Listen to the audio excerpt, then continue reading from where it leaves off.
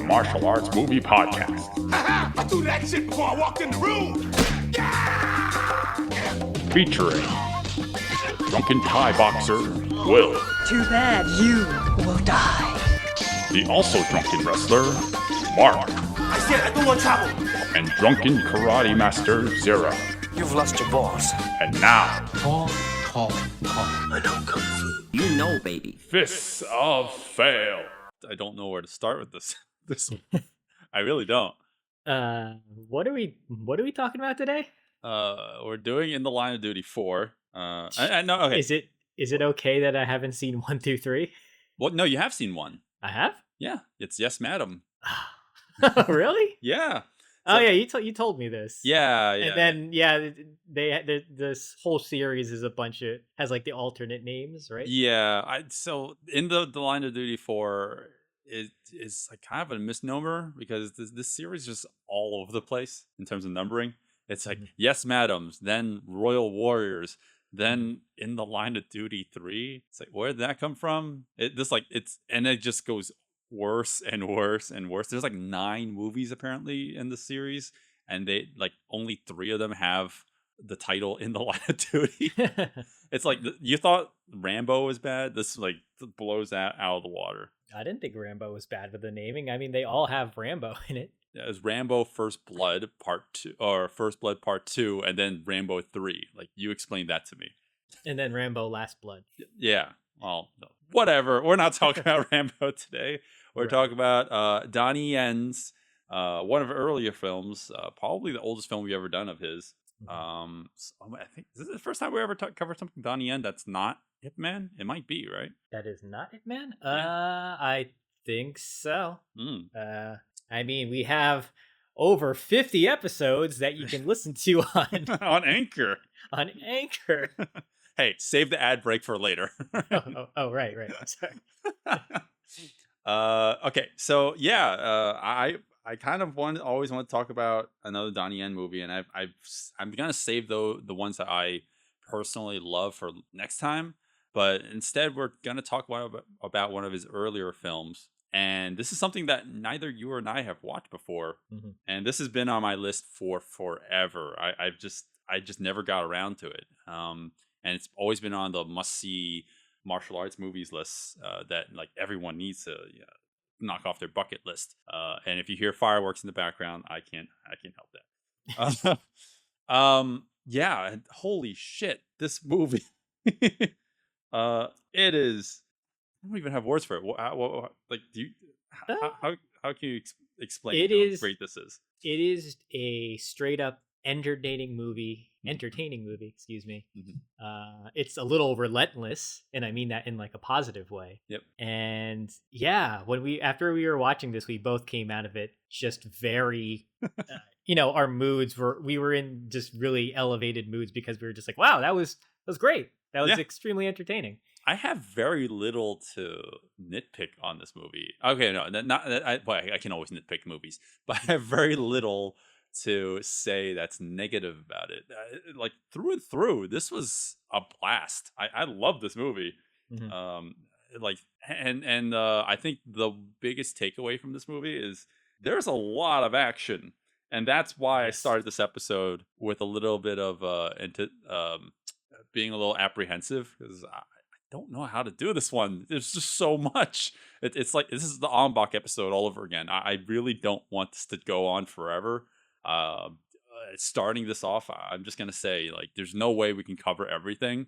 You just got to go out and watch this movie, but we'll do our due diligence and cover what we like about it. But damn, this is a tough one.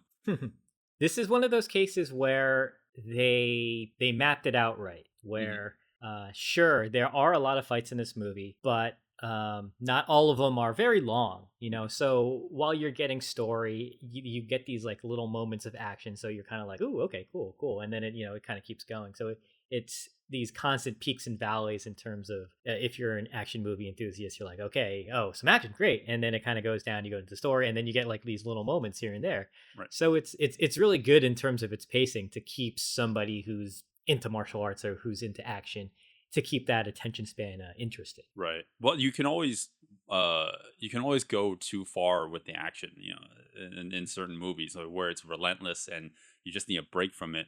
Here they balance that line very well. Like the story's engaging enough.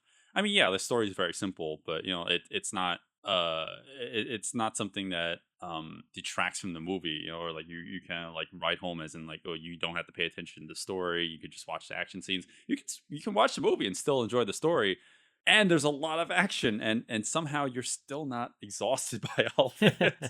Yeah, that's like a danger when you like overload a movie with action. You're just kind of like, like, do something else Mhm. sometimes. Your eyes need a break, or your mind needs a break from, what they're just throwing at you. Right, right. And I don't know if we're going to be doing the movie justice by not covering everything, but I think it's not possible to cover everything. But we can at least point out what's amazing, what I find so good about this movie. It, if it's any testament to how great this movie is, the last, I think, 10 to 15 minutes of the movie is just nonstop action. And we were listening to the Michael Wong commentary for this movie, and they weren't even talking. I think they were just watching the movie. They were just watching the movie at some points. Yeah, Michael Wong was just commenting that he was saying that, oh man, watching this movie again is just like bringing back all these memories. And he's like, I know I should be talking, but I keep thinking about the memories of shooting the film. And I was like, yeah, you shouldn't have been on this commentary dude, if you're not going to talk. Like if no one talked, it's the movie was so engaged. I get it. Like, when I was watching it, like with the commentary track on, I was also like, oh yeah, people are supposed to talk. Like what's visually engaging is completely taking me away from everything else. So kudos to Yuen Woo-ping for doing this movie, because this is the most non-Yuen Woo-ping movie that Yuen Woo-ping has ever directed. Wouldn't you agree? I'm only so familiar with his later catalog of movies. I'm not familiar with his earlier stuff. This is probably the earliest film I've seen from him. So yeah, it's I'm having trouble recognizing his little, nuances and his little ticks here. Like there's not so much wire work, if any. I don't even think I can recall so much. Mm-hmm. And nothing feels floaty like it does sometimes when he has guys on wires. Mm-hmm. And yeah, I can't really see his style, but that's not necessarily a bad thing, because this is still a really, really good action. Right. I think you said it just now. There's barely any wire work in the movie. There is, but it's not overtly obvious that's happening, right? It's not like somebody is getting kicked and then they're getting pulled in an unreasonable amount of distance with the help of wires. It's not like that. Yeah, that's what's so great about the movie. It's definitely grounded in reality far more. It's more akin to, let's say, like a Jackie movie, where there's a lot of action, hand-to-hand combat, but there's also a lot of stunt work. And stunt work is. I was gonna say, this movie, and I mean this in a very positive way, this movie really reminded me of a Jackie Chan film, minus the comedy. There's comedy. It's more broad versus Jackie's, which is right his thing. Jackie's comedy, I feel, in his earlier films are a little more slapsticky. This is the comedy. It was quaint. It was cute. The scene with the mom and the handcuffs, that it was cute. It went on a little too long, but at the same time, sure, we get what they're trying to do. Yeah. Although, it's funny that you say that, because and I don't want to talk about this too much either, because this could go on for forever. That scene didn't even need to be, like, I don't know, like the music that was playing in the background, you can almost portray it as if it's like not a comedy scene at all. It's like all melodramatic. Yeah, well, they were taking it very seriously, despite the fact that they were kind of doing a sight gag sort of thing there. Yeah. Okay, well, let's actually focus on the Yuen Woo-ping thing, because he was director. He was also one of 4 action choreographers, which is, again, not very uncommon in Hong Kong action movies. I'm pretty sure Donnie was part of it as well. And yeah, it's far more grounded in reality than like Yuen Woo-ping's other films. Like much later in his other movies. that he's more like most known for. And like we were saying before, like much like a Jackie film, there's a lot of incredible stunt work in this movie. I don't know. You don't see that until like a couple fight scenes in. So, I mean, do you want to jump all over the place, or should we just like go in Well, order? why don't we discuss what the story is like? What's going on in this movie? So there is a cargo worker or on the docks who is accused of murdering a police officer and harboring evidence against because he is harboring evidence against the CIA. The mafia is also the CIA members who are corrupt are also trying to kill him as well or get the evidence. All those things. Sure. You were getting there, and then you're just like, It doesn't matter. Like, well, I just Right. want to focus on Donnie Yen kicking people. it's one of those stories where you have a guy, very very nice guy. Wrong place, wrong time. Yeah, wrong place, wrong time. He gets accused of murder. There's evidence that could potentially incriminate the bad guys, and so the good guys, the cops, and then the bad guys, the corrupt CIA agents are both after him. Yep. Yeah. And it's kind of a sad story too, because the character, even though he's not an incredibly comedic character, but his background is he came from Hong Kong to start a new life in Seattle and in America, and he has to leave so he has to basically he's basically on the run. He's a refugee and wants to go back to Hong Kong and continue his original life, but it's just wrong place, wrong time, like we were saying before. And you can kind of see how like he really wants to stay in America. But on the flip side, we get to see a lot of shots between Seattle and Hong Kong, and we get a lot of locations there, so that's great. So let's see. The first action scene actually takes place on the docks, inside the warehouse, and it's not too long, but it does actually showcase that Yet Chol, I can't pronounce that name. The actor replaces Luck. We'll just call it by the character's name. He actually can fight, and whenever That was kind of surprising, actually. were you? Because he's like the Mr. Nice Guy character, the do good, heart of gold, and it's fun that he can fight, but he's not the best fighter because you think he's kind of the main character considering how the movie sets it up, but it turns out that's not really the case. Whenever you talk to a person who casually or never watches a kung fu movie, they watch a kung fu movie and they say like, "Oh, in this universe, everyone can fight." I was like, almost as a joke. Well, in this movie, everyone can fight. It really is so. Like every main player, every main character knows some sort of martial art. It's great. Yeah, it's true. You don't question it. Like usually a character like Luck, he doesn't need to know any martial arts, but like they made sure that they casted someone who actually can perform his own stunt work, his own choreography, and he could do his own things, because easily as a witness character he could have just been a very cowardly, or not cowardly, but like he's just a victim throughout the whole thing. But he's fighting his way throughout the movie, and that kind of makes you root for him as well.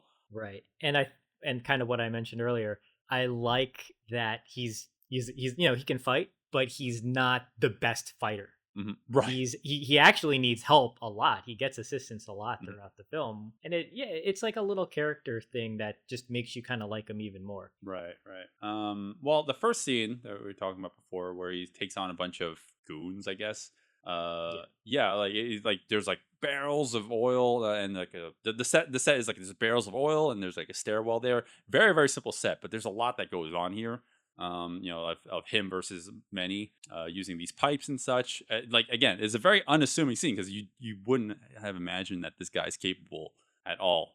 But I don't want to talk about this one too much, because that would just take away all the time that we could have talking about the later fights in the movie. Right. So what stood out to me about this scene was, the choreography is pretty simple. He's doing some fun barrel rolls, literally, and there's a point where he has a crowbar and the other guy has a metal beam, and when they start hitting each other, there are actually sparks, flying off of it. So I believe those are really real metal weapons, because not all the hits create sparks, only like a few of the hard ones do. Right. So I thought that was kind of neat that they were fighting with these, essentially real weapons. Well, towards the end of the fight, we get we get introduced to the character, but we are shown that the character played by Cynthia Khan can fight. Now, let's talk about Cynthia Khan. We've never spoken about her before. We haven't. Although she was in the Line of Duty movie, in the Line of Duty 3, but we'll talk about that. We're all over the place with the series anyway, so why not? Cynthia Khan is like most best known for like other girls with guns genre movies. So like if you think like Michelle Yeoh, Cynthia Rothrock, Cynthia Khan's like up there as well. So we're introduced to her, and if you weren't familiar with her on-screen action presence, here we actually kind of see that unfold. She takes these two wrenches that are tied together for some reason. Yeah. Well, because they needed to be wrench nunchucks. It's great. It's like, why? Who cares? And she uses that as the weapon to take out just one henchman now and there. It doesn't matter. But I do want to take this time to talk about Cynthia Khan, because I think you and I could probably agree she steals the show. Oh yeah. After watching the film, I definitely thought that. And one of the things that people bring up when they talk about this film is usually the last fight with Donnie Yen and Michael Woods. The fight on top of the roof with the airport as the backdrop. Nice visual, good fight, but for me as a whole, I feel Cynthia Khan, her presence throughout this whole film was just more memorable to me. Like I was always looking for her. Mm-hmm. And interesting to note too is she's not a martial artist. No, she is a dancer. Yeah, ballerina. Kind of what Yuen Ping did with Zhang Ziyi, how she was also not a martial artist, also a professional dancer. Right. But that just showed what he could do with somebody who understood timing. Mm-hmm. Was flexible, could do those complicated movements and choreography. Right. Yeah, I mean, Michelle Yeoh's not a martial artist either, but she had a background in dance. But she was also Wing Chun, like the character Wing Chun. So like it's very fitting. She's very capable as on screen. Like she can hit her marks, similar with Cynthia Khan. And the next fight scene we have of her and I'm gonna mess up this name too. Shun Yi Yun. This dude, you might remember him as the mustache man in The Suit Zero. Yeah. This takes place also on the docks, but in daytime in Seattle. And I think they were saying that was actually one of Yuen Ping's brothers. Yeah. That's a common occurrence in Hong Kong naming conventions. A lot of the actors would take on the Yuen surname, like as moniker, because it's like honoring their filmmaking mentor, right? So Yuen Ping is one of them. Yuen Bu is also another one. Yuen Hua, another one. Anyways, so this is Yuen Ping's actual brother, and you may recognize him from much older Golden Harvest era movies, like where he's a lot thinner. You might even recognize him as the main villain from The Drunken Master, where Jackie Chan beats up at throughout the film, or at the end. You mean the original? The original Drunken Master. Okay. Yeah. Which is surprising because like no one talks about that. And it's like, oh my god, this guy just suddenly showed up in the movie and he has like no words of dialogue throughout the whole film. Yeah, I don't remember him really doing too much, minus this fight and then kind of twirling his mustache in the background maybe of a few scenes. Right. It's kind of surprising that he's technically one of the main bad guys. Yeah, he's one of the main bad guys, but he doesn't add anything to the story. He's just another key player in terms of fighting. Yeah. And this is one of those scenes that doesn't really serve a purpose. They're kind of just fighting because she was tailing him, and now they have to fight because he kind of got discovered. But it's great though, because now this is where I started to take notice of Cynthia Khan, and man, like I like there's nothing really too complicated about the fight choreography here, but the editing really makes her look so powerful. And yes, she does have a stunt double in some of the more difficult moments, but the way it's shot and the way it's edited together, it makes her look so good. And I think that's an attribute to what Yuen Ping was able to do. Like, he knew her strengths, he knew her weaknesses, and so he knew how to shoot her in a way to just make her come across as that much more powerful. Right. I'm gonna get back to that point you just made, but I just really want to talk about this real quickly with Shen Yi Yuan. He is from like the older generation of martial arts cinema, and like we talked about this before, and this is not a detriment to or like disparaging older kung fu movies, but you know that like those movies were a little bit more it's the golden age for a reason, right? So like you let it slide that a lot of the movements are more wooden, a lot more blocky, they're like pop pop pop pop, you can see the posing. So like you wouldn't expect someone from that era who's accustomed to that era of fighting, like on-screen fighting, to be able to acclimate to the newer era of action speed, because like someone who's accustomed to moving in that kind of rhythm, like slower rhythm, might not be able to move in the new kind of cadence. And here he's showing he's plenty fast, he's very capable, and it's great. But anyways, that's just him. Back to Cynthia Khan. Well, just to go on that a little bit, I think what works so well in his favor and then also her favor is that there aren't too many takes with very, very long bouts of choreography. It's shot very precisely, where you have like a few moves and then it cuts, and you have a few moves and it cuts, and that is more indicative of this is early, what is this? Well, this late 80s, yeah. Yeah, so this is more indicative of that modern fight style at the time, and even so today, it's more edits, but with those more edits, it makes things seem like a little more faster and a little more precise, because you're not just lingering on these long moments of choreography anymore, where your eyes could possibly get like a little bored. Yeah. It's like, yes, this is very impressive. You have people just fighting in these long takes, but you need a change of scenery every now and then. Your eyes need that change up. Right. Yeah. I think you said before, the pacing in this movie is it's so spot on. I love, this caught my eye, and I want to forget about mentioning this. I love that they filmed this at like 6 a.m. because they didn't get any film permits anywhere about the film. So you just see a bunch of like looky-loos in the back, like far background, just like, what are they doing? Yeah, I mean, they did it well here, where yes, you can see people in the backgrounds, but when you have the edits to different shots, you don't see people like who were once there now disappeared. They got away with it very well in this scene, right? So good for them. Unlike in the Magic Crystal, where I was just gonna people say that. disappearing.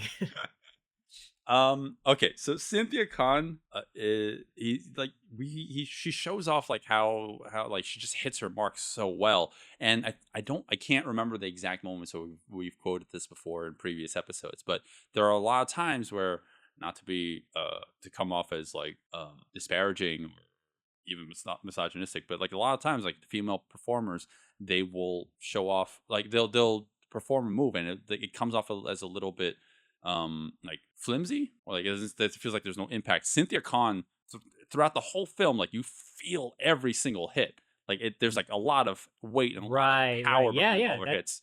That's a good point to bring up, because after listening to the Donnie Yen interview, where he was saying that Yuen Ping just kept on telling him to hit everybody harder, like more power, more power.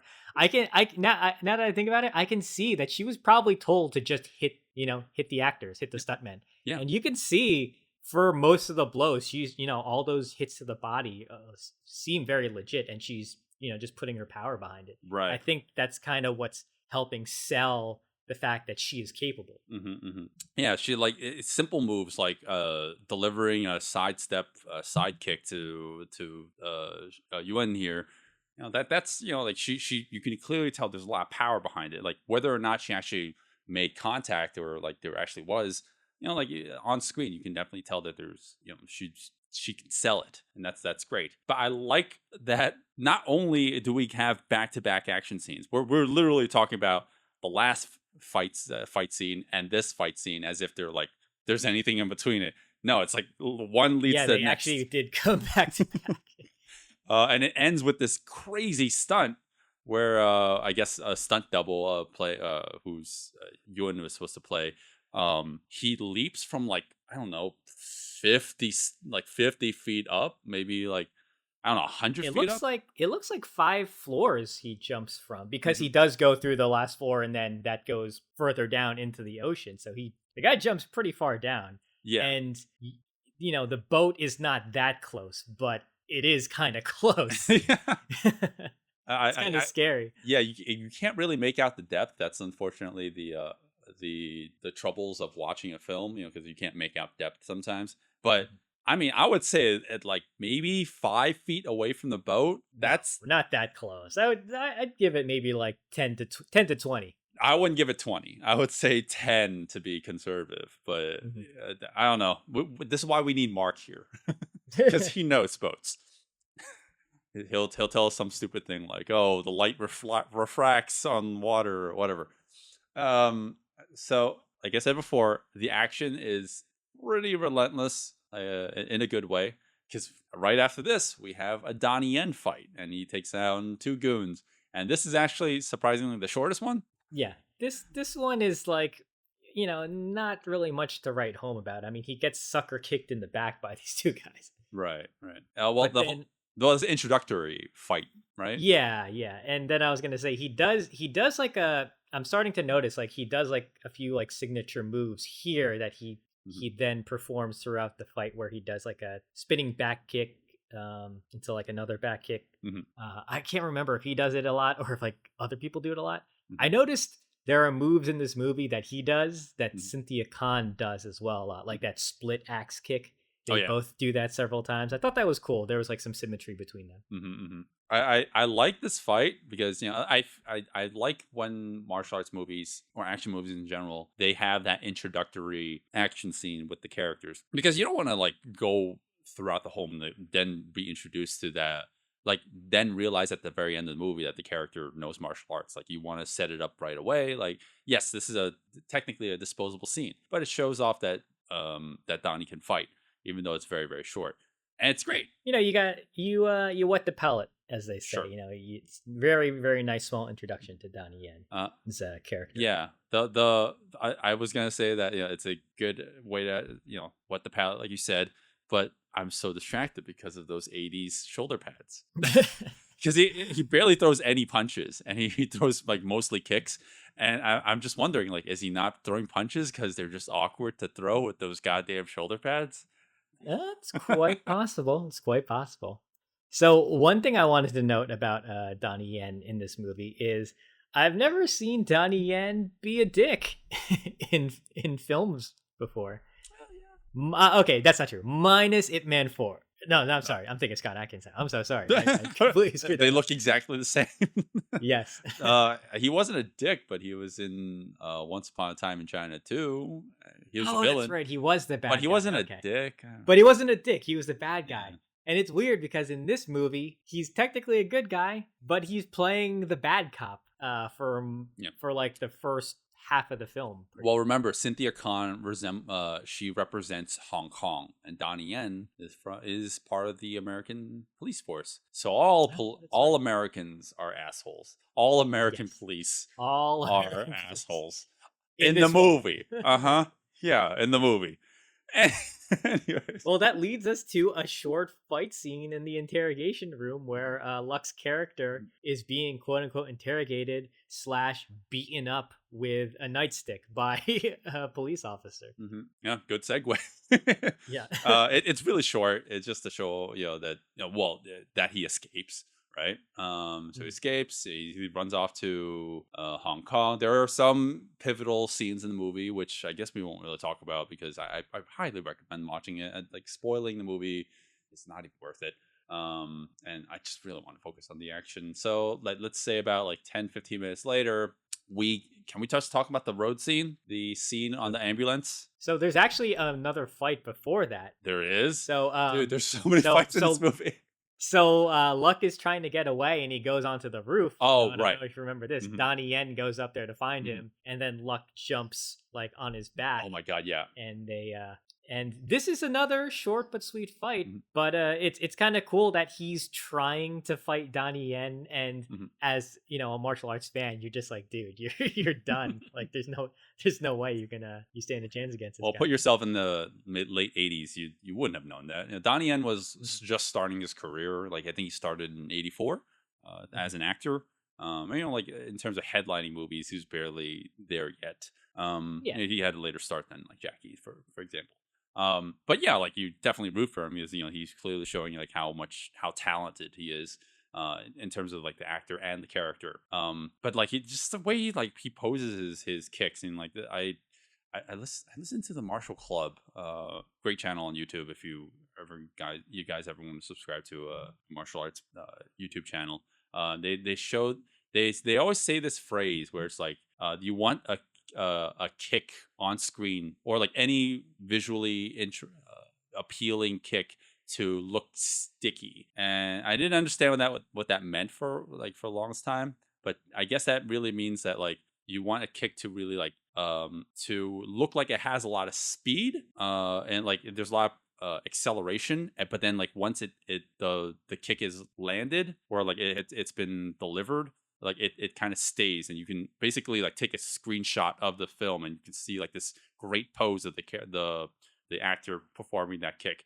And Donnie Yen and throughout this whole fight has a lot of sticky kicks. It's a really fucking weird thing to say.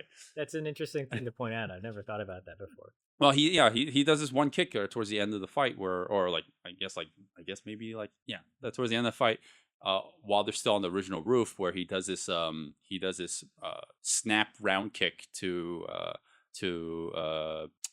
Luck's ribs, and it's like it's great because he actually does that throughout the film where he throws a lot of those like very sticky like snap kicks, and you know like you could see how much talent he has. I think the one thing too I like about this scene, you know, it's a short fight, but I like that you know, Donnie Yen holds him kind of at gunpoint, and he's backing off, and he literally falls off the roof. But as an audience, you don't really understand what's gonna happen, and you think, oh my god, did this guy just fall off the roof and die? But he actually just falls onto like the, you know, like another rooftop lower. But it conveniently has a crash pad. Exactly, yeah. That's really funny. So what happens is you get this really, really nice wide of these two stuntmen, you know, chasing each other, jumping down onto lower rooftops. And because this is, you know, a high definition transfer, I think at the time, you know, if you were watching on a VHS, you would have never been able to see those crash pads really, unless like you were really, really close. Sure. But as we were watching it, we were just like, oh, yeah, crash pad. Well, there's no crash pad when Luck jumps off the fire escape towards a telephone pole and just slides to ground level from, let's say, I don't know, the third or fourth floor. Yeah, that's impressive shit. And I want to say that these actual streets in Seattle, so it's not like this is a set where they played it safe. They're like, oh, let's make sure that this is wired or set up in a way that like the actor can't be hurt. This is a Hong Kong production. It's like actors get hurt, who cares? Let's move on. Yeah. They would have never like stopped to try and get permits or anything like that. I'm sure this was all guerrilla filmmaking, very very in the style of Hong Kong stuff. More plot happens. Now we're back in Hong Kong. So I was saying before. Well, I guess another scene that happens before the ambulance is a really, really short fight with Donnie. Donnie again antagonizing Luck because like Luck's on the run. And Donnie wants him on, like you're basically saying like you can't beat me. Again, almost playing that asshole character. But once Luck is detained and he's supposed to be sent back because he's injured, we have this great action scene in the ambulances, and holy crap, I don't even know.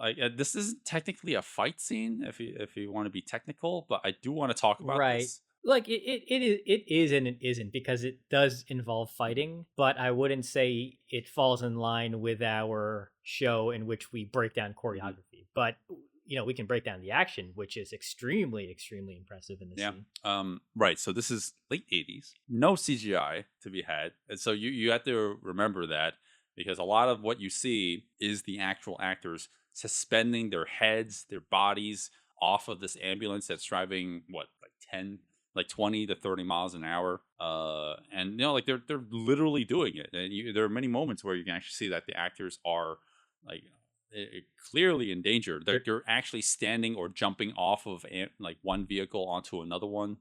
Very akin to a Jackie film. Right. Yeah, you can see like the police story influence in this scene. Like there are definitely a few shots where you have that top-down angle and you see Cynthia Khan literally hanging off the side, kind of like Jackie was with the umbrella in the bus, which is fine. I'm not trying to discredit this at all. Like, but I'm saying you can definitely see like the visual. Yeah. influence. Oh, it also harkens back to Yes, Madam a little bit, where she gets kicked off the ambulance, and as she's falling, she conveniently propels her legs through the window Through the so glass. she could Yeah. latch her legs onto it so her head wouldn't hit the street, the actual road, which like watching it again right now, like right this second, Mhm. like I'm realizing that the whatever stunt person they got to do that actually had to do that. Not the falling part, but like actually have enough faith that like falling backwards won't just like force the stunt person's entire body to just splay back onto the road as they're driving like Right. 30-40 miles an hour. So I think what's so impressive about this scene is, yes, it's supposed to be Cynthia Khan's character like dangling from the side of the van. And as you're watching it, you can say like, okay, I can see how they got this, like in this shot, it's chest up. So, she's not in danger. She's, something is below her feet. Or it's like, oh, this is feet down. And sure, you can see her feet dangling on the road, but you can tell she's probably secure in a harness. Once it goes super wide and you see her literally hanging off the window by one arm, yes, I'm sure there's some sort of harness there. But to see her struggle with her feet just like, air walking right above the ground as the van is moving and the cars are behind her, that's when, your suspension of disbelief's like, oh, okay, I get the danger we're in. Yeah. For her as a character and her as an actor. Right. I agree with you. But the only difference is I don't think there's a harness. I bet she's actually just holding on to like the side of the door, like side of the car. You think so? I feel like there's got to be some sort of harness like in her, because she's got that big puffy jacket. That's why I kept on thinking there's got to be something there. It's the 80s. Well, it's the 80s. Everyone wore puffy jackets. I'm thinking of modern day tricks to how they would Sure. do this. You're probably right. They probably just had her hanging on for her dear life. Because I think they said for the guys on the roof, they were not harnessed. No, definitely not. Because if they fell by accident, they would have just been dragging along the side of the van, and they don't want that. But I would hope that for that shot when we see her in the wide hanging by the side, that she was somehow strapped in, because it's just the one arm. That's so scary if she was just holding on with like, her biceps. You're in a Hong Kong action movie. You signed the contract. You know what you're in for. All right. It's like, wait, we don't have safety precautions. You just fucking do it. Well, I want to say that they definitely used the harness for her when she was in the front of the car, because there's a moment where she gets inconvenienced, and she's literally holding onto the grill of the vehicle in front. And I think Michael Wong has said this in the commentary that Cynthia Khan had nightmares after performing this stunt, because you could tell it's clearly her doing this stunt. Like you see her face and everything. You see. Let me set the visual for the listeners in case you haven't seen this before. Cynthia Khan is holding onto the grill, the front of this ambulance, while her entire lower body is underneath the vehicle, just elevated just enough where it's not touching the road, and it's like barely any room at all. I want to say that they have some sort of setup so that she doesn't actually have to pull up. There's probably some sort of strap around her butt. I'm sure she's like Yeah. belted in or something like that. Yeah, by her waist. Yeah, because the grill is there. I'm sure that she's hooked into the grill literally. So that kind of alleviates some fears that the actress is in danger. But just to rewind a little bit, when she kind of rolls off of the top of the van into the front, before she gets on the grill, she's hanging by one of the rear view mirrors that's located on the hood of the van. And you get this shot of her where the person is just kind of hanging off that thing and the van is kind of, swerving a little bit left to right. And at first I was like, okay, that's dangerous. That's probably the stuntman. But then you see her face, like because her face kind of turns towards the camera. And then I'm like, oh my God, that's the actress. That's really her. That's the first time I've ever thought those words when watching one of our movies. That's dangerous. No, but it's true. Like watching this, gave me, I don't know why, it gave me flashbacks to the movie Death Proof with was it Robert Rodriguez or Quentin Tarantino? No, well, that was the one Tarantino directed, and Zoe Bell was the one. Yeah. It just gave me flashbacks to that. Because there's always something that you can appreciate when you actually see it's the actual actor performing the stunt work. Here it's like what you saw in Death Proof times 100, because not only we take almost the same exact kind of stunt that you saw in Death Proof where Zoe Bell was on the hood of the car, but it elevates it to another level. And this is 1989, where she is now thrown into the grill of the car and she's holding it for dear life. But the part that we forgot to mention, we left out, is that this car is about to careen and smash into a vehicle in front of it. So she has limited amount of time to get out of the way. And see, action-wise, that's fine. Story-wise, I mean. But seeing that the actual performer had to do any of that is so impressive and so crazy, because there are these wides where we're setting up where all the players are in the scene, in their environment. But then we get these close-ups of Cynthia Khan trying to actually climb up the grill, and leave the other vehicle out of the equation. She's actually, you can see that the car is actually moving.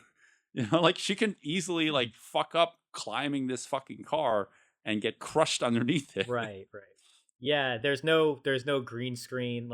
They literally had to accelerate to get closer to the back end of the car in front of them to simulate that she might get crushed. So that could have easily gone wrong, and she could have been sandwiched between these two vehicles. But the thing that happens after that is she jumps out of the way, and thankfully it's a stuntman who is doing the jump from the moving vehicle. Still extremely dangerous.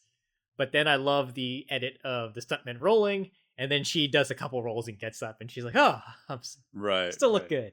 Oh man, but that's actually how that ends. It's not technically a fight scene, but it's really worth noting and pointing out in this movie. It's a great stunt, and just an overall awesome scene. And then for this movie, a long time without action would be, I don't know, 10 minutes. Because 10 minutes later, after Luck has made amends with his mom, with some pivotal scenes that involve, that we probably could get into, but I wouldn't say he makes amends. It's more like, I want to see my mom again since I'm in Hong Kong getting, deported back to America. Yeah, extradited. Where he gets shot. Oh, whatever. It's not really a spoiler. They just watch the movie. So we have a scene where John Salviti, hope I'm pronouncing that correctly, another martial artist in the movie, comes assaulting the main characters with a semi-automatic weapon. Again, if Mark was here, he'd probably correct me on that. And he's attacking them on his motorcycle or moped. And this eventually leads to our fight scene between Donnie Yen and John Salviti. And this is a great fight because it's unassuming. You wouldn't expect that this henchman is capable of fighting just because of the setup, right? So when I first saw this fight, I was like, okay, this is pretty cool. I didn't think so much of it, and I say that a lot. But upon rewatching it, I like it because this is one of those fights where you can see where it's going against the main character, Donnie Yen. He's kind of losing a little bit. And then he starts to read the other fighter, and based on the other fighter's movements, actually. And then once he does that, he turns the tide in his favor. So one of the things that John Salvini, is that his name? Salvini is doing he's doing a very, very weird, erratic motion with his arms. He's kind of like hand jiving left to right and then up to down. If that makes any sense. He's like doing the hand jive and he's doing like the mashed potato. The mashed potato. I don't know if anyone's old enough to understand those dance moves. But he keeps on crisscrossing his arms left to right and up to down. So he's kind of creating like a cross, if you will. And it's kind of psyching Donnie Yen out at first because it's very visually confusing and it's hard for him to get a read on where his hits are coming from. So Donnie Yen is taking like a lot of blows. Man, there's like just by psyching, because like there's an exchange of blows, that they're trying. Well, not blows, but there's just exchange of like hits that they're trying to deliver on one another. Like they're blocking. But because John Silvini's character is so erratic with his movements, he does psych Donnie Yen out well enough that it causes Donnie Yen to fall backwards. And I'm pretty sure it's Donnie Yen who does it, where he falls onto a bunch of stairs. It's an actual, this is not set. This is the actual back. They're fighting an actual alleyway that they're fighting in. Well, what's funny about that is, so he falls on his back, which looks pretty painful. But in the reaction shot, he's clutching his chest. He's clutching through his body. Okay.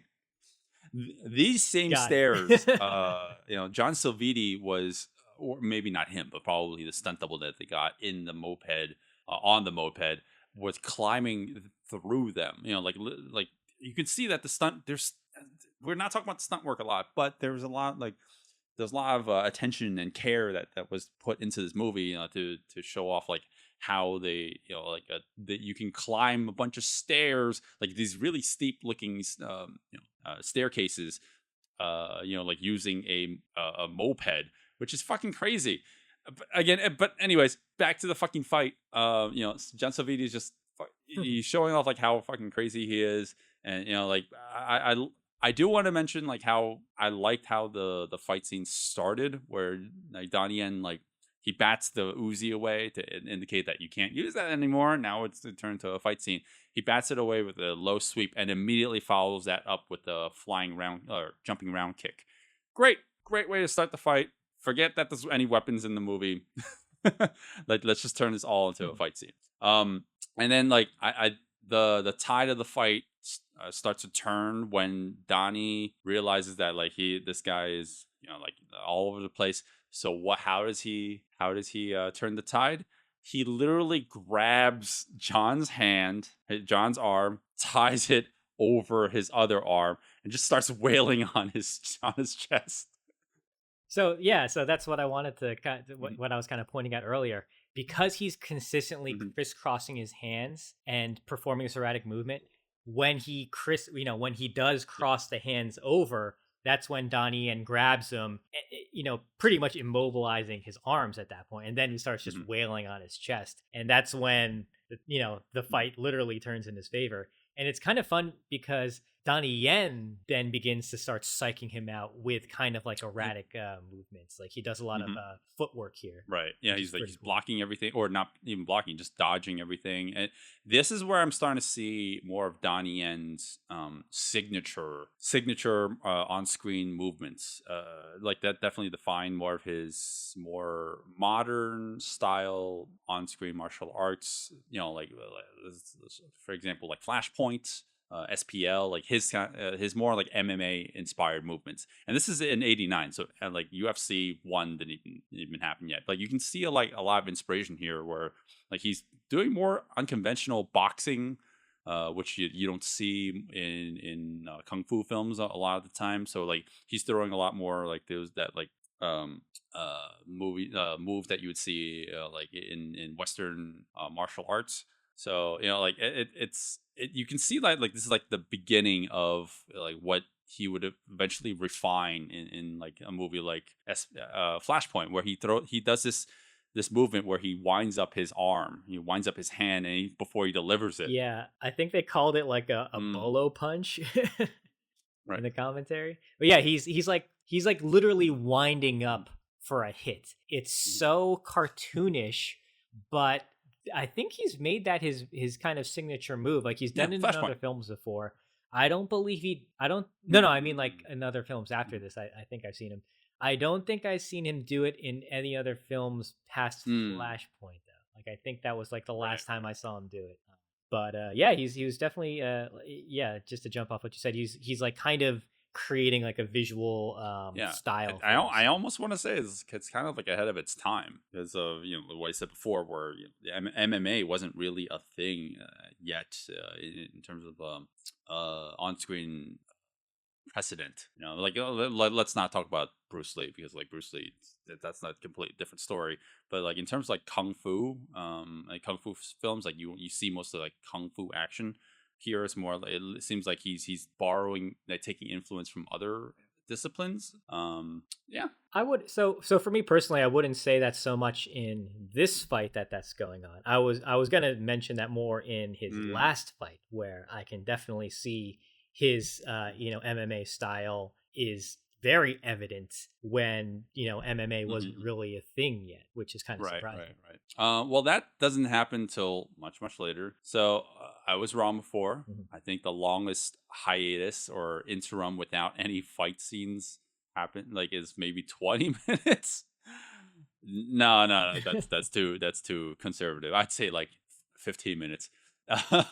So after Cynthia Khan's car gets exploded, and through a series of events, now we're in a hospital room where Cynthia Khan is taking out a not random, but like a hired henchman, a hired mercenary who has drugged her. And oh man, so I'm paused on the shot of the needle going into Cynthia Khan's neck, and it looks like they just put a jacket on like a foam block that's wearing a wig. Like it looks like a piece of foam. Of course it is. Yeah, like it's so up close. It's not even a dummy. It's just like a piece of foam. Hey, if it works, it works. Like you said before, it like the original like once they did the high definition version, like before that you wouldn't even notice it. Like in the scene, the setup is the mercenary is also trying to kill Luck's character, the character Luck.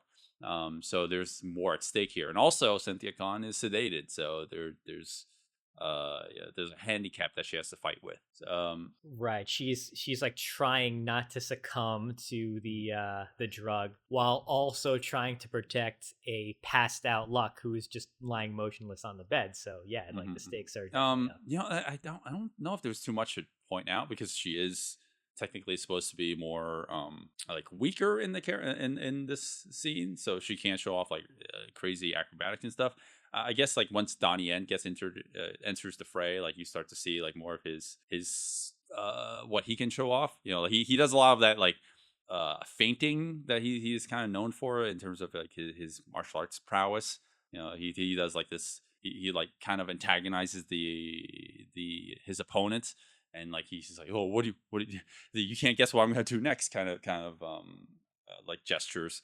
But like in the end, like Oliver he obviously wins. Like he uses a lot of really quick movements, and I guess like that's one of his things in his earlier films, like even in the 2000s, or where like he made a string of like really like once he actually like started to make a name for himself, like.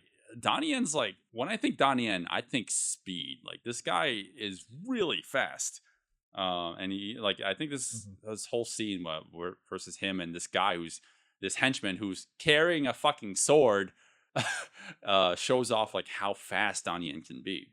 It's I like how this fight ends too. Is he brings up his leg up into a split, and then it comes down to the axe kick, and he just kind of like crushes his neck, and you get that up close of him like, I'm serious. Well, he is serious. Okay. Yeah, and it's kind of funny. So like, I generally don't like when the male character has to come in and save the woman, but in this case, it's okay. She was drugged. It seemed there's no way she could have beat that guy on her own, because she was just basically losing the fight. But what's kind of funny is after Donnie Yen defeats a guy, he goes to try and help Cynthia Khan up, and then she starts kind of fighting him a little bit because she's she's so out of it. Right. That's a good thing to point out, because Cynthia Khan has definitely shown that she can hold her own throughout the whole film, or her character at least.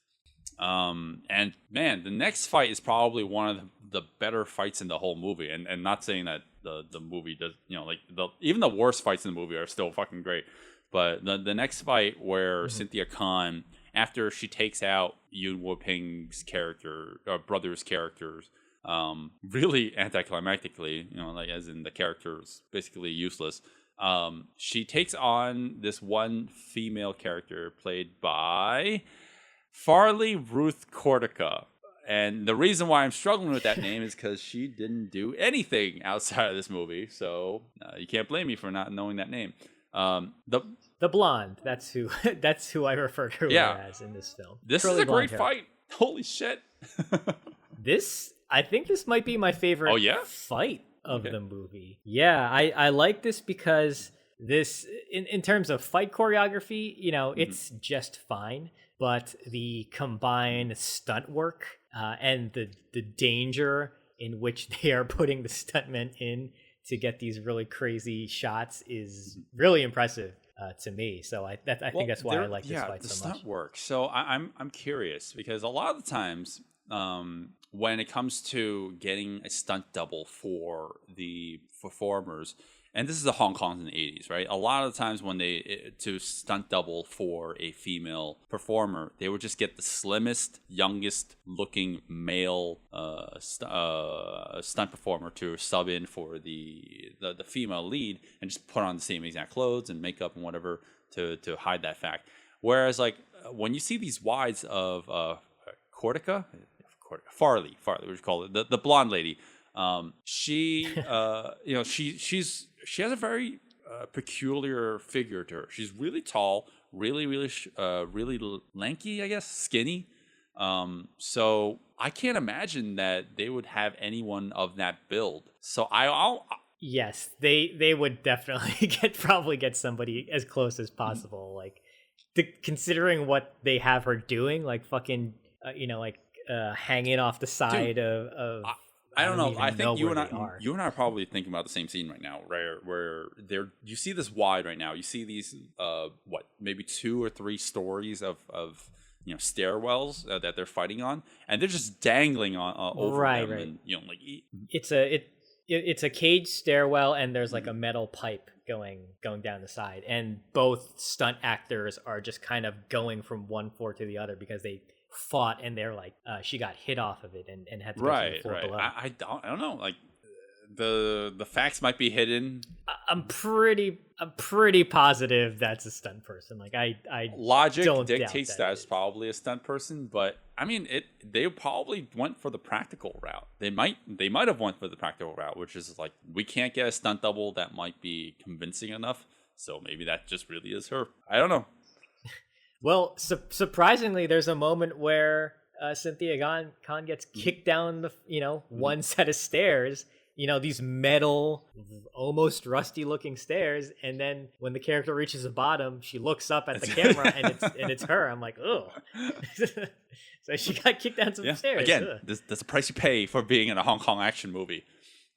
Man, both these actors can really kick. Holy hell! Yeah, there's just a lot to point out here, and I really want to point out like how Farley, the performer, like she can show off like how precise her kicks can be, because like and also like she's basically doing a lot of the stunt work herself, because like a lot of the shots you can see it's clearly her doing it. There's no stunt double.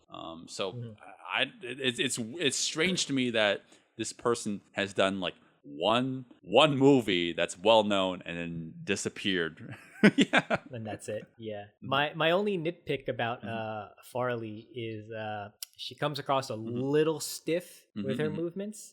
It's like it's one of those things where you can see that she's clearly hitting her marks and she's got her timing right, because Cynthia Khan also has, they're both in sync in terms of their choreography.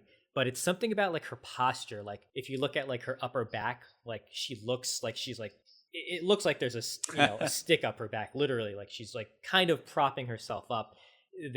She was kind of lacking that finesse, that relaxation that comes with being confident with the movements.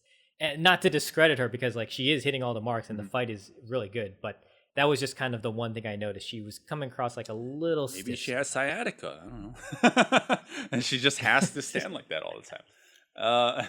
Man, the one only real obvious use of wire work in this movie is when Cynthia Khan's character is suspended on these bamboo structures, and Farley kicks it off, and you see that the stunt person has to be like, she's falling, free falling, but then like you can kind of see that she looks a little floaty. There's not much weight to her, so probably there's wire work. In fact, the bamboo's falling faster than she is. Yeah, like once she kind of gets closer to her where she's supposed to stop, you can see her acceleration, right? Start to slow down. So that's where the wires come in. I would have personally cut a little earlier so we didn't notice that, but it's fine because we get this this camera angle shooting up. We get this nice wide where we see them. They're kind of small, but they're just dangling off this like makeshift bamboo fence. And there's a really funny moment, I don't know if you caught this, where I don't know if it's improvised or if it was intentional. So Farley kicks a piece of the bamboo off, and the piece flies towards Cynthia Khan's character, and she swipes it away. I don't know if that was intentional, because like that seems so precise in what happened. I didn't notice that at all. Man, I do want to point out there's two standout moments like back to back that that one's subtle and one's not subtle, that I think really really impressive. It's the staging of the railway fight where Cynthia Khan is climbing up from her dangling position, and then Farley's coming down from her like the floor above, where she's just climbing down a bunch of the scaffolding. Like as soon as both actors get in position, they immediately start fighting. Yeah, I like that. They immediately like get in position and immediately hit their mark right away. I'm like, damn, that is like the equivalent of watching a I don't know. There's no fucking equivalent. Like well, you know what's funny? It wouldn't always, it wouldn't work like that in real life. The fact that they both exactly touch down at the same time, like they made it work like that for movie magic. But it's just funny that when they, when both feet of each character like touch the ground, they immediately go into the choreography. It's great. Like it looks like they go from like it almost like if you rewind and watch it in slow mo, like slow down the pacing, you can see like both. They look like they have a little bit of a hesitation before they go into the choreography, but the fact that they do it is great, because like it's not like it's not like there's a cut and then like hard cut to the fighting starting.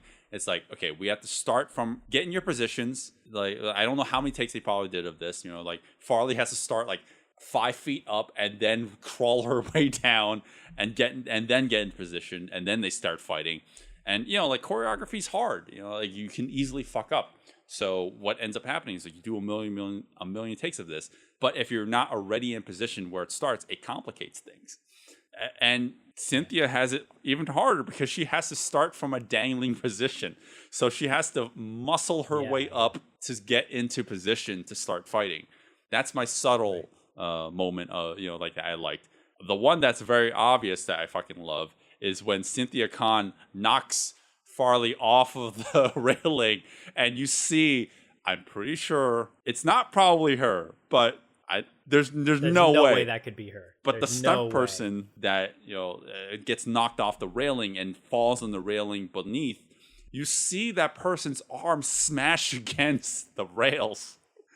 Right. So yeah, that's one of the things. It's like this is not just like a person falling from, one floor to the next.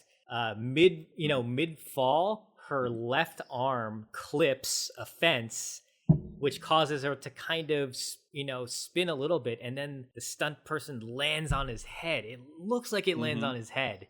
And it's just like, ooh, it's one of those painful falls that you see that I'm not sure if somebody was really injured in doing that. Looking at back on it, I don't see any padding, so I don't know. Yeah, I don't see anything either. I mean, the bottom is a little bit obstructed by that.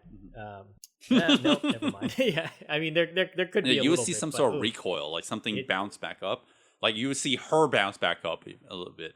But no, none of that exists. Mm-hmm. I mean, like even when she dies in the scene, the blonde character, when she falls down the elevator shaft and falls to her death, you see the impact where the character lands or the performer lands, and you can clearly tell that the floor is padded. But like here, when she's falling off the railing and smashing against the railing beneath it, it's a thud. There's no recoil. She's not bouncing up, or she's not being softened by any means. And it's that arm. My God, that fucking arm. Like that's the first thing that hits before the whole body just smashes against the rails. Like you see that arm just fucking hitting hard metal. And like I don't know, that's like I can feel my arm hurting just watching that. So one of the things I also like about the performer Farah, while I did say like I felt like her choreography was like a little stiff, I think where she makes it up for me is her facial expressions. Now that she's like losing the fight, like I just started feeling bad for her because Cynthia Khan is just wailing on her now. And the actress Farah, like she just looks in like so much pain because she's taking these blows to the face and to the body, and I think they're really hitting each other. So she's just like selling this pain that she's like, oh, like I can't take it anymore. And there's like a few moments where like Cynthia Khan will throw some hits to the body, and Farah will try to retaliate, and Cynthia Khan is just like overpowering her now, and like it's just dominating the fight. Speaking of which, Cynthia Khan's she has this great physical presence to her, right?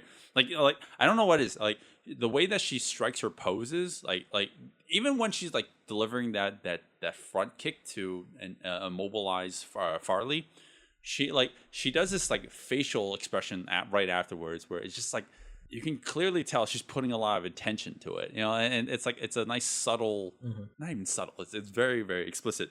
She's putting a lot of intention behind her movements, and I like that. Like even though she's not a martial artist, you can clearly tell she's made for martial arts cinema.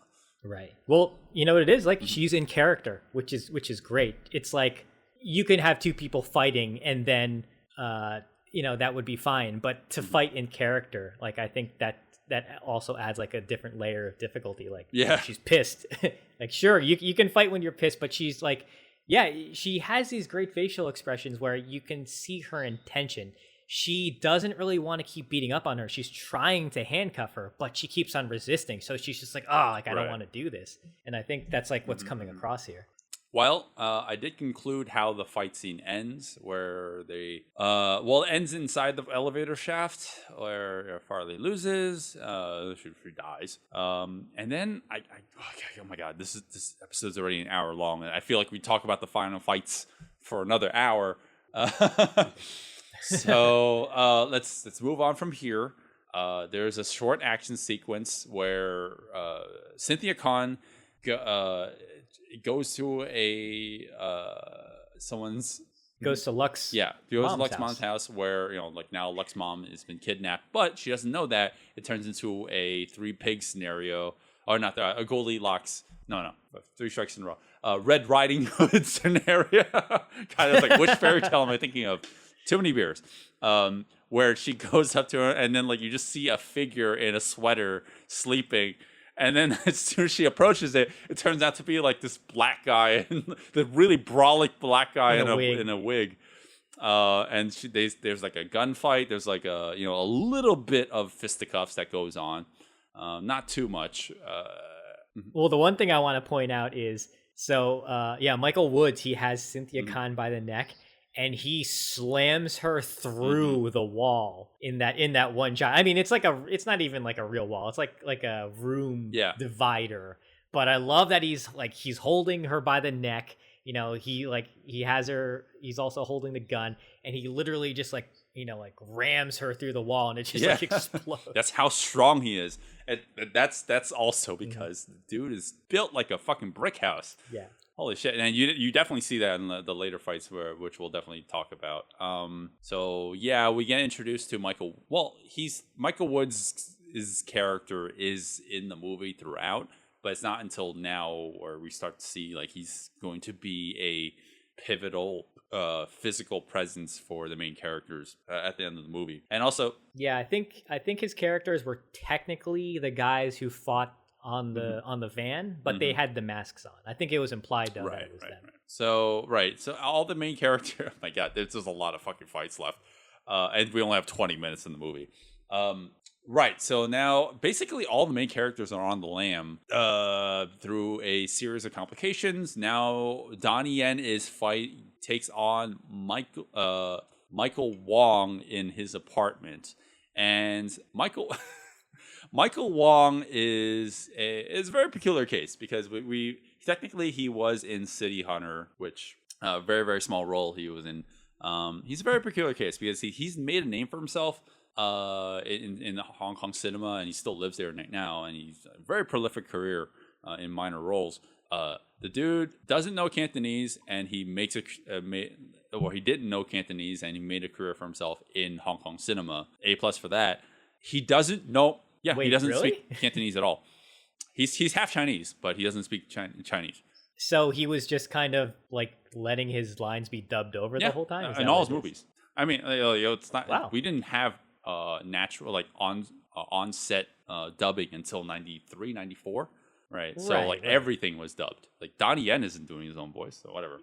So anyways, Michael Wong doesn't speak a word of Chinese, and he miraculously made a career for himself in Hong Kong and lives there. Simultaneously, I want to mention he's not a martial artist, but he's also done a bunch of martial arts movies. And he's also fucking great. And here it's like similar to Cynthia Khan, where it's like you take a non-martial artist and make him look good.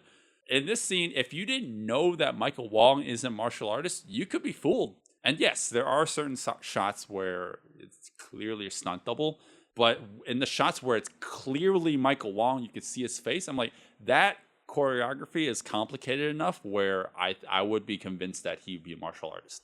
And he's fucking taking on Donnie fucking Yen. Mm-hmm. That's not a small feat. The one thing I really like about this fight is that he has like a poison needle in his shoe. Like that's like one of my favorite like villain props that I want to see more of, like the knife in the shoe that comes out and then you using it. Very reminiscent of Double Team with Van Damme and what's his face? Rodman. Okay, I was gonna say Mickey Rourke. I was thinking of Double Impact with with Van Damme and Van Damme.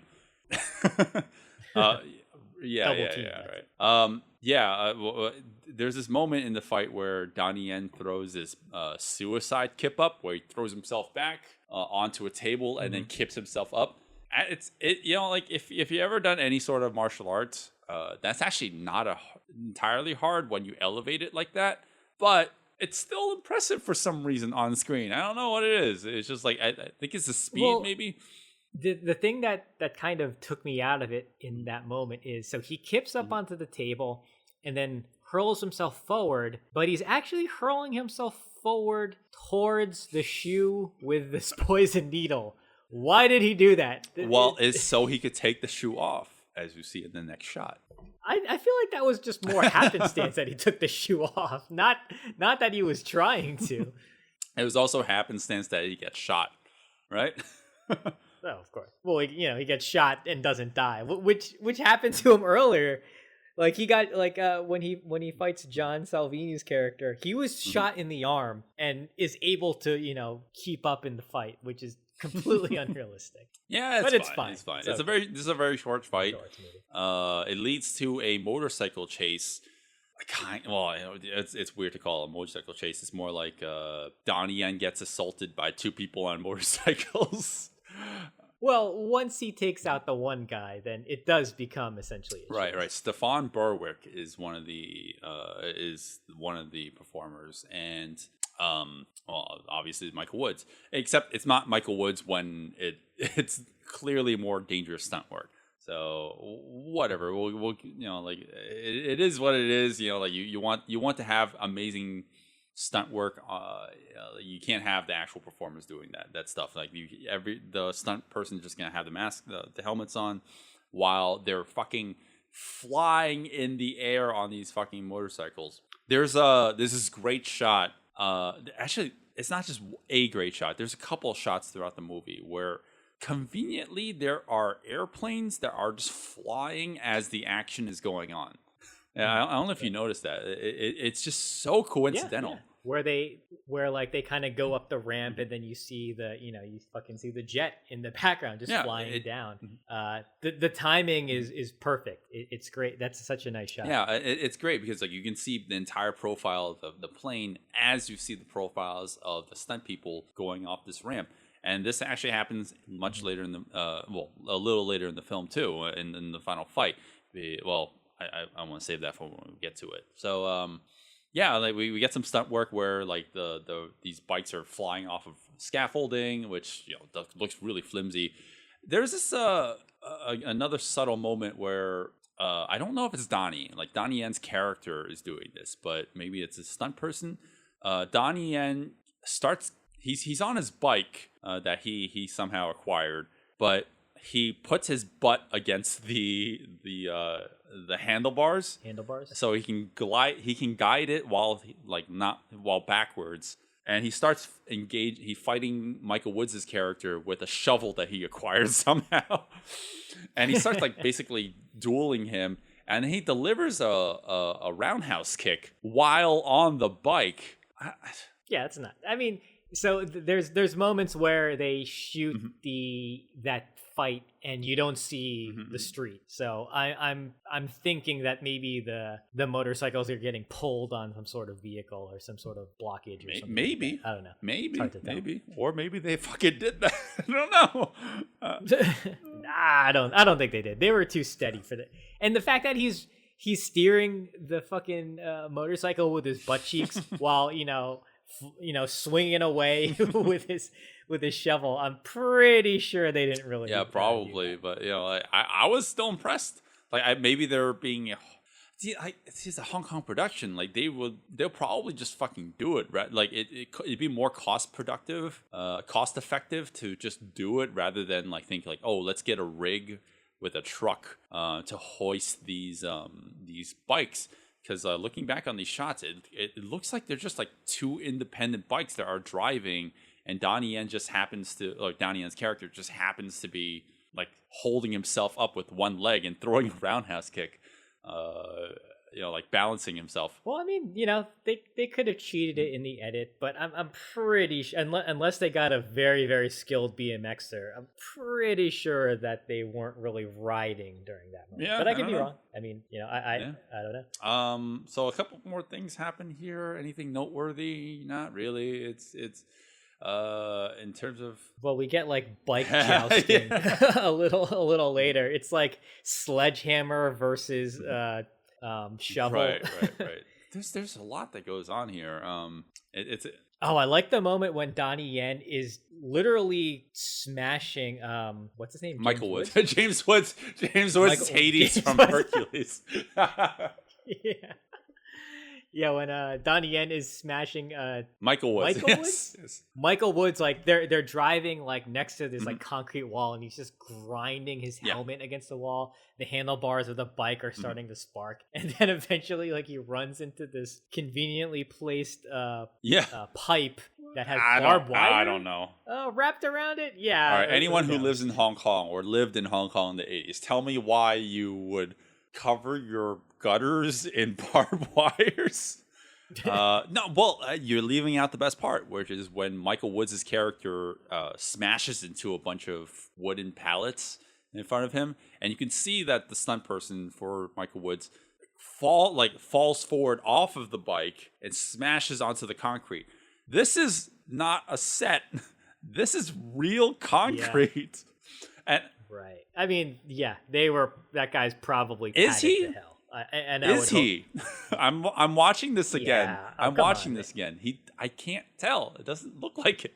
He's padded. There's no way that guy would not do it like that. Oh my god, yeah, that impact is crazy. You see this in slow-mo, so as it's happening, you can see, like that person, unless that person has a little bit of weight to him, like it looks like he just naturally just hit the concrete. I mean, like it looks like he did not a safety roll, but like he tries to soften the impact as much as possible, but yeah, he rolls a little bit. So yeah, he's diverting some of the energy. Right. Yeah, so that's that fight. Oh my god. Jesus Christ, how we could talk about this for another 2 days. Are we? I think we're at the end now. This is the last fight. We are at the last fight. Which is 3 full fights, I would say, right? Oh man. How do we set the stage here? So we have I don't think we need to set the stage, sure. really, right? They're going to fight the bad guys. Who do we have as main players in the fight? We have Cynthia Khan, Luck, the character Luck, Donnie Yen. We have versus Michael Wong, this new character that we were introduced to, played by Wing Cho, who was apparently a Mr. Nice Guy. Who's also this guy was also one of the action choreographers for this movie. He plays this very unassuming, very nerdy looking character who you wouldn't expect to do no martial arts, but he does because everyone knows martial arts in this movie. Right. You know who he reminded me of? Because he had the big circle glasses. He reminded me of the guy in Shaolin Soccer who had the wrench. Yeah. From that evil team in the beginning of the movie. And the other two characters are Stefan Berwick, who takes the dude in the blue shirt, and Michael Woods. A lot of this gets cycled on who takes on who. There's a lot that goes on here, and we'll try to do our best to cover everyone, but it's really hard to keep track of. Well, so what happens in the beginning of the fight is like Cynthia Khan is kind of fighting a few people at the same time, and then everybody kind of goes in their separate ways to fight their own respective person. I love listening to Michael Wong talk about this fight scene because it almost seems like he forgot that he was in this movie. He's just like, oh yeah, I forgot I did this. Man. Well, the first fight is Luck and I don't know. Wing Cho? His name is. No, Wing Cho, yeah. Wing Cho. Man, like I don't know what it is like about Wing Cho. Like something about his visual was just really distracting to me. Like because he's really short, but his shirt and his pants were just really wide and baggy. So I don't know. It was just really distracting. And the delivery of his moves, like he looks so lax and it comes across as a little effortless sometimes, where I felt like, yes, I can see there's power, but at the same time, I almost felt like he wasn't like following through with it a little bit. I don't know. Maybe that has something to do with his character, which he kept on saying like, you gotta be a gentleman. I don't know. He kept on saying like you have to be like polite or siman, in Cantonese. Yeah, I don't know. Maybe that has something to do with it, but I don't know. I actually thought I think I was so thrown off by how like I didn't expect that this guy could fight, that when he actually did fight, I was just blown away. I'm like, holy shit, I wasn't expecting this level of acrobatics from him, because he's incredibly nimble, and like he's definitely hits his mark a lot. Well, I mean, he's the fight I want to assume that he's one of the fight choreographers for this particular scene, because given that he's in it. He's taking on not the lesser, but he's taking on Luck, the character with the least amount of martial arts prowess. So like this is the one that you can kind of not pay attention to. I don't know if that's the nice way to put it. Right. Yeah. Like it's not like there's anything wrong with the choreography here. Like both are performing really well and pretty fast. I think there's just nothing special that really sticks out for me. Like I was just distracted by everyone's outfits. Like Luck, Luck has this shirt on that says pleasure on it. And then he wipes his blood, and the blood kind of looks like a lipstick kiss almost. So I just kept on like staring at that the whole time. Clearly, Zero, you are not a fan of 80s fashion.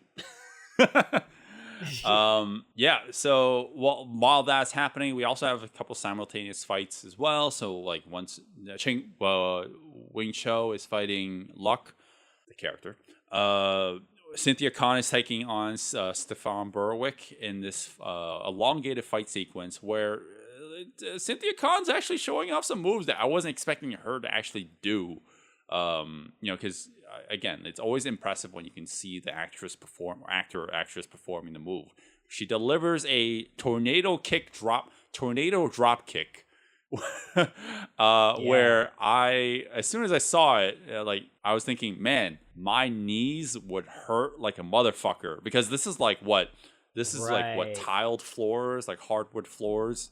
I was thinking of Ong Bak when Tony Jaa does the same thing. I mean, Tony Jaa does a little more rotations, I believe, but it's essentially the same move. But here, it's just tile. Like, she does it all on tile, and I believe in Ong Bak, they had it on like that dirt floor, and I think there might have been some padding for Tony Jaa to protect his legs on the landing. So here, she took that impact. Yeah, like that's a great parallel to point out. But I not only does she do it, she poses right afterwards as if like it didn't fucking hurt her knees. Like she doesn't have tendonitis forever.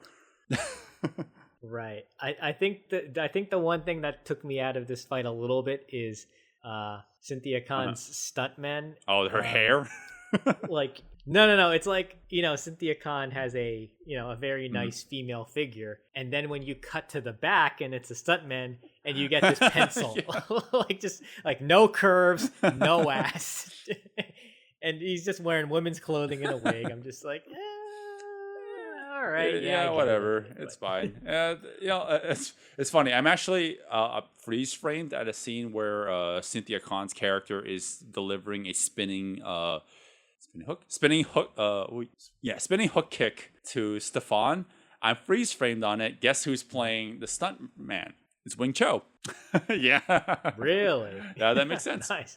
But he looks so Wing Cho looks so short, and her stuntman looks kind of tall. Right. I don't know. So I'm a little surprised, but yeah, maybe. Right. Yeah. Well, it's fine. Obviously, you have to have stunt people doing it. Wow. Even it's Wing Cho delivering the drop kick towards Stefan's chest later in the fight, where he runs at full force and delivers a jumping drop kick towards Stefan's chest. You can clearly tell that's Wing Cho. If you actually freeze frame it. But yeah, like I said before, where Cynthia Khan really has this great charismatic physical presence, where as soon as she's delivering a move, she'll do this really snarly badass pose. There's this one great shot right now, I'm freeze framed right now, where she's in fight stance. She delivered the neck snap towards Stefan Berwick's character on the wall, and once he's defeated, she's just in this hero pose essentially. I don't know, she just has this great physical presence. I really admire that. All right, what else? So then it goes back to Wing Cho, the real Wing Cho, and hey, surprise, surprise, she is the one to help out in the fight now. Usually it's the woman who needs help, but in this case it's actually Luck's character who, it's well established that he's not the best martial artist and he's kind of holding his own, but he's clearly outmatched against Wing Cho. And Cynthia Khan comes in with the off-screen jumping sidekick and just, she's clearly the better martial artist and just once that's ended, now we have Michael Wong versus Donnie Yen. Michael Wong just happens to back up towards a wall of swords. It's oh no, I'm defeated. What am I going to do? Right. I remember when we were watching this together and I saw him get kind of kicked to the wall. And, in the shot, you can see, the sword of arms behind him. I was like, I wonder what's going to happen. What's going to happen here? Yeah. Well, it's kind of funny because, in addition to the the sword of arms on the wall, there were guns on the wall yeah? in another shot. So I wonder why Maybe he they didn't grab weren't. any They of the didn't have guns. ammo Why- in them. I don't know. Well, it probably didn't, but it would have been funny if he grabbed the gun and just like, aha. So using the logic of the movie, now that Cynthia Khan grabs another pair of swords another sword off of the wall, and then now she's distracting or fighting Michael Wong's character. Donnie Yen goes up to the rooftop so he can try to save the mother character. But Michael Woods just conveniently is just standing there. Like, it's like, why was he just standing there? Like, why? Because Of he's course, the he's the final boss. boss, but it's like, why? What was he doing up there? Just staring at the planes? That's all he was doing. Yeah. That's all he was doing. Well, it's kind of funny. So now we're in the last fight technically, and this goes on. Let's say it goes on for like 5 to 10 minutes. What's going on actually in reality is Cynthia Khan is still fighting Michael Wong with a sword this entire time, because when they go down at the end, they're still fighting. We missed the whole fight because we had to focus on this one. Well, we can get at least we can focus on the fight between the fight that this movie is kind of known for. If you ever go on YouTube and you look up In the Line of Duty, I'm probably pretty sure like the first, or In the Line of Duty 40, the first results is going to be this particular fight between Donnie Yen and Michael Woods. So these two actors have technically fought each other in Tiger Cage 2, another movie that we're eventually going to cover. But, like here, it feels like even though the violence isn't as exponentially like higher in Tiger Cage 2, like you can clearly tell there's a lot more, this is a lot more elaborate than what you saw there. Like, because in that fight, it was really short. But like that scene there's a lot of intensity here. I feel like the intensity here is in this particular fight scene in the Line of Duty 4 isn't as intense, but it's big, but it's longer. It's a lot more elaborate, so I kind of appreciate it for that. So what is the stage? Donnie Yen and Michael Woods are fighting on the rooftop next to Hong Kong's old airport. This is if you're anything like me, like sometimes I just like watching older movies just to get like a historical visual appreciation for films, because photos and films like do a great thing where they capture like what things used to be before like things changed, obviously. But like the great thing about films is that you can see things in motion, and the great thing about this particular fight, I love this fight, because you can see what Hong Kong was like, Kowloon Island was like before the airport was remodeled or relocated to a different part of Hong Kong Island. So like you can actually see like there's a bunch of planes that's just like strewn throughout the background, and a lot of the shots we were talking about before, where there's just like planes that just conveniently happen to careen by. There was a lot of shots in this particular fight where planes just happen to fly by as these characters are fighting. And I don't know if that was planned. It probably wasn't, but it's great coincidence that it actually did happen. Right. Yeah, I'm sure they anticipated that for the visual, because it is a really, really nice visual when you're fighting and you have like a jumbo jet in the background flying by. So I'm sure they were aware of some sort of timing. I don't think they were able to get it in every shot, but when they do have it, it works so nicely. I wish they were able to time it for like the big hits, like when Michael Woods does like a jumping spinning back kick, or if like Donnie Yen did like a jumping double kick. Like that would have been so great if like the jet was flying and they hit at the same time. It doesn't happen in the film, but that would have been.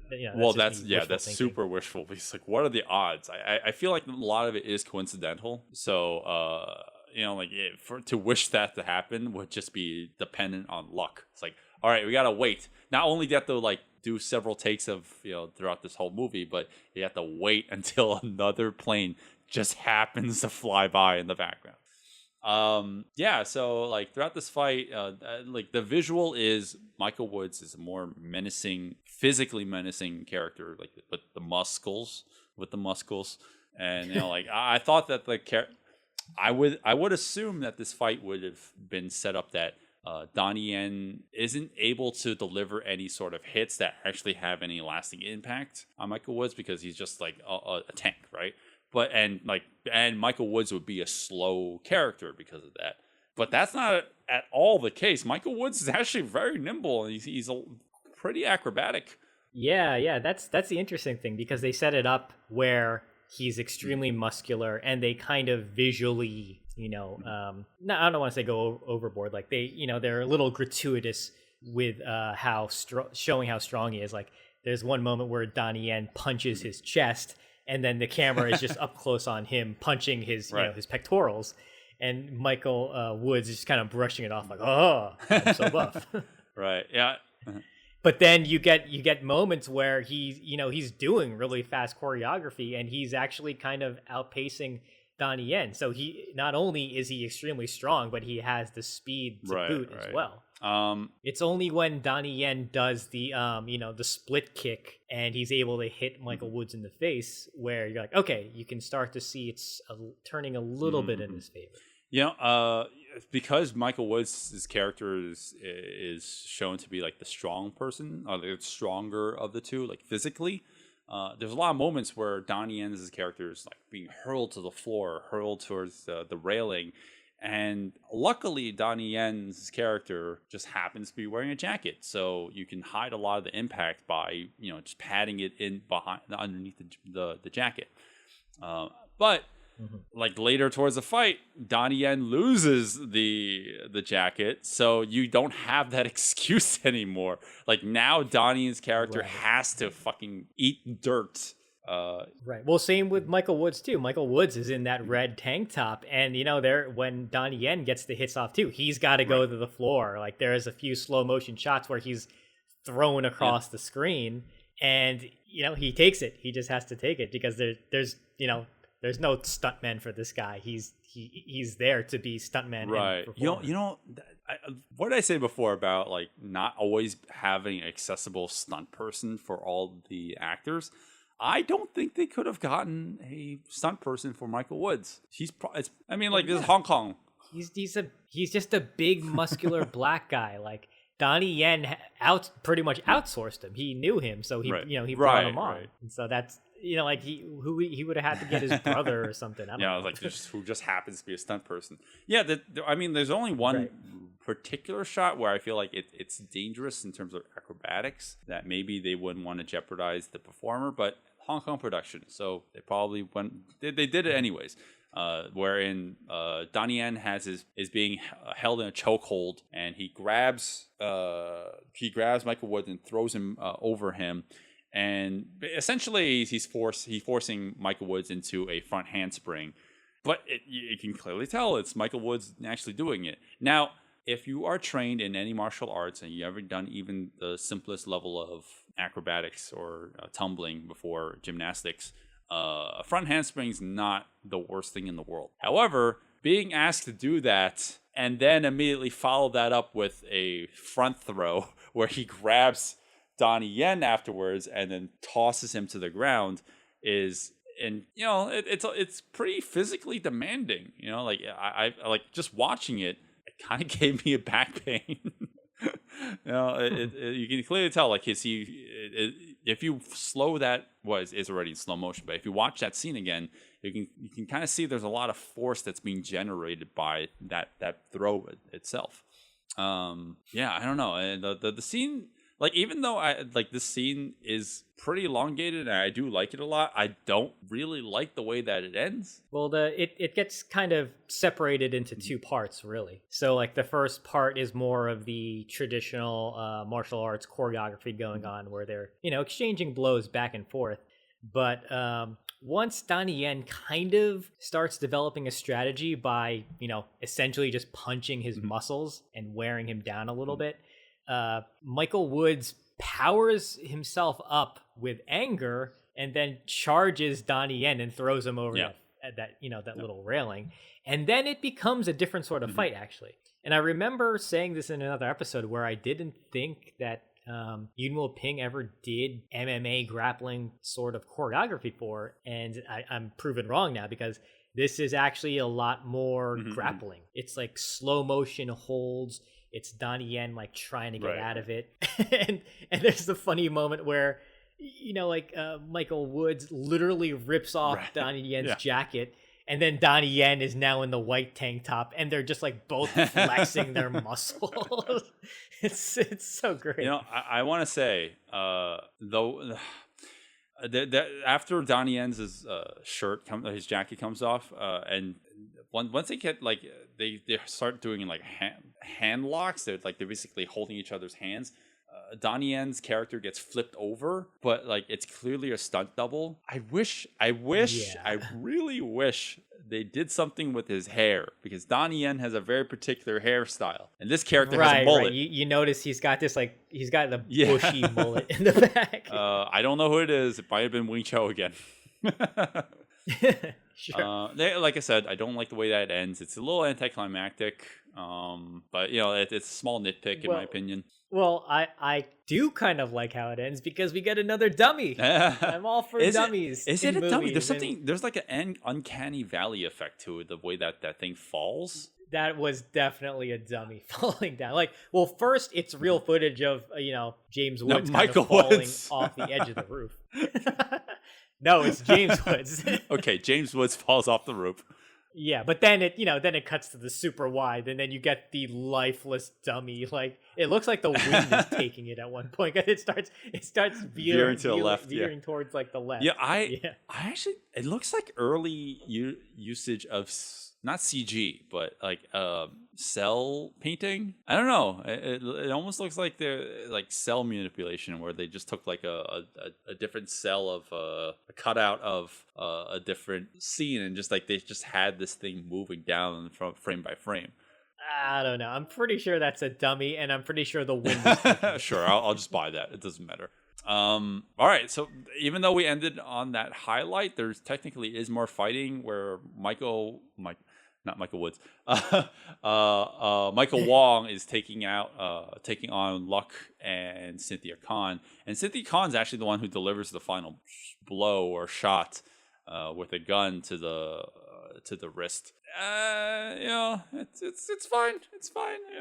That technically, like, we had our highlight moment where we can't really complain here, but you know what? I'm gonna give it a pass, because Michael Wong's character, he's not technically the big baddie, so we don't have to end on the biggest bang. We already ended on a big bang. We're gonna let it like slowly lead to our finale. So Michael Wong's character is defeated with this very, very in your face, like America is being taken down shot, where he grabs a flag off the wall as he's being hurled to the ground. And he drags it along with him. And Yep. Yeah, it's funny. Yeah.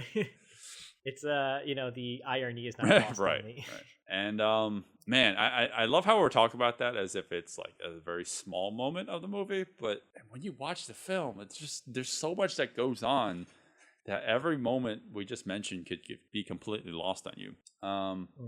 So that was In the Line of Duty 4. Holy shit.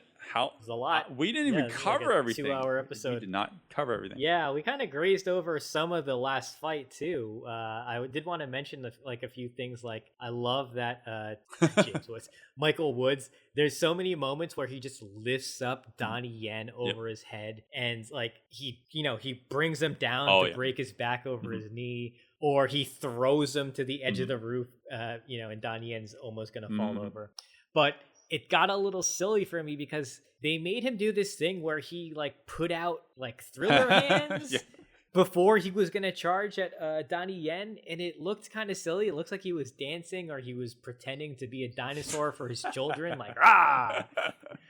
Well, Michael Woods is essentially just flexing throughout most of the fight.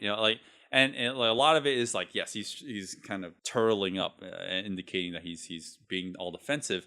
But I feel like a lot of it is just like the money shot for the camera. It's like, look at this guy's muscles. Look how muscular this guy is. It's fine. Yeah, but like, I don't know. Like, he didn't need to do like the zombie hands. It just looks so weird. It was a stylistic choice that I wasn't too crazy about.